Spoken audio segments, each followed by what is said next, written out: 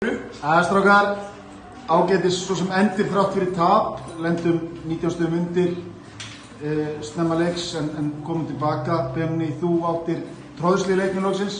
Vil ég lýsa aðeins fyrir okkur? Já, sko, það var sagt við mig að íslenskt landslið, þeir tróði ekki.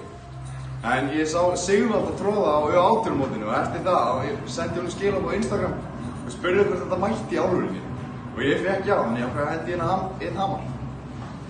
Ástór, lendur 19 stöðum undir en komum okkur tilbaka og erum í fullum sens í restina.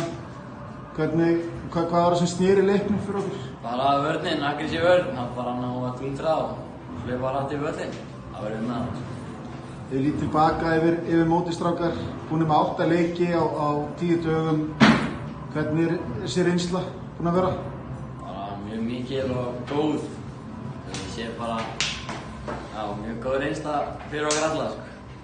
Þið hafi verið núna í þéttu prógrami allt sumar. Hvað svona finnst ykkur þið hafa lært mest af þessu öllu? Bara, ég veit ekki.